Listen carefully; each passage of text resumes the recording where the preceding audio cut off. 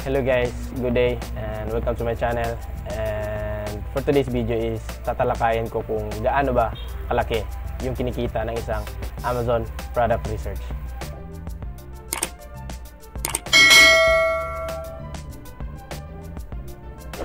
Ang kinikita po ng isang Amazon product research is nagdepende po sa inyo. Pero kaya nyo kumita ng 100,000 pesos a month sa pagiging Amazon product research. Kasi pwede mong pagsabayin yung 3 client hanggang 5 na mag-isa. Ito yun guys.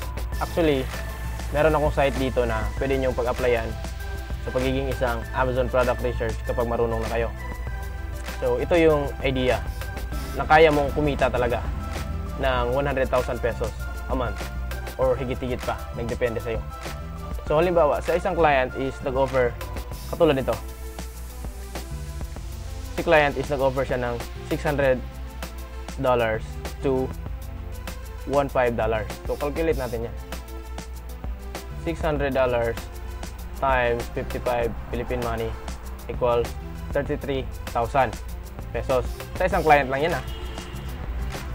Pero kaya mo tumabaho ng 3 hanggang 5, nagdepende sa'yo. So, halimbawa, meron kang 3. So, yan yung kikitain mo sa 3 client mo. 99,000. Ito yung tip kung paano ba trabahuin yung 3 hanggang 5 clients. Para makuha mo yung 3 to 5 clients is huwag kang mag-accept ng client na may time tracker. So, yan yung first rule. Yung time tracker na ibig kong sabihin is yan yung nagtatrack sa client. Halimbawa, nakikita ni client yung screen, monitor mo. Kung nagtatrabaho ka ba wala. Nakikita din niya kung anong mga link or website na pinapasok mo. Yan yung time tracker.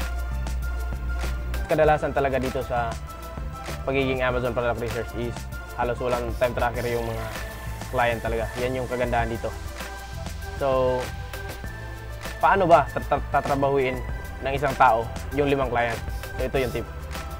Halos kadalasan kasi ng mga client dito sa Amazon Product Research Wholesale is halos kapareha lang sila ng mga kriteria. Meron lang pinagkaiba about sa paghahunt ng product.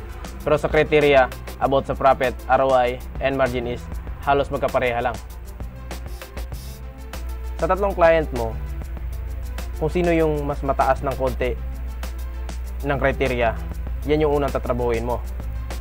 Halimbawa, yung isang client mo is yung criteria niya is dapat makahanap ka ng 4 product good every day. Yung client mo na may mas mataas na criteria sa kanilang 3 is meron siyang criteria about sa profit na $4 pataas. Then sa ROI is 20% pataas. Then yung margin is 15% pataas. Yan yung unang. Halimbawa, ang gusto ni client mo is makahanap ka ng 4 product good every day.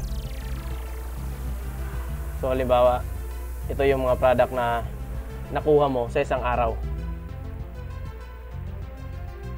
Hindi ko na lang nilagay yung supplier link at name dyan para iwas nakaw.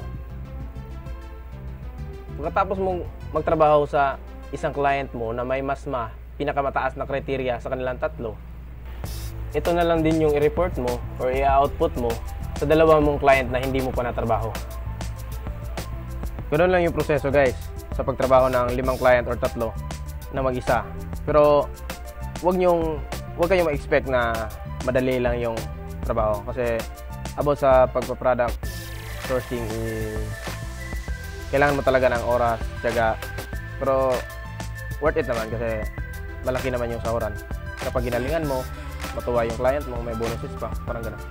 So yun guys, maraming salamat sa panonood. Huwag niyong kalimutan mag-like and share and subscribe niyo ako sa YouTube channel ko kasi mag-a-upload ako ng step by step ng tutorial kung paano ba tatrabahuin ang isang Amazon product research.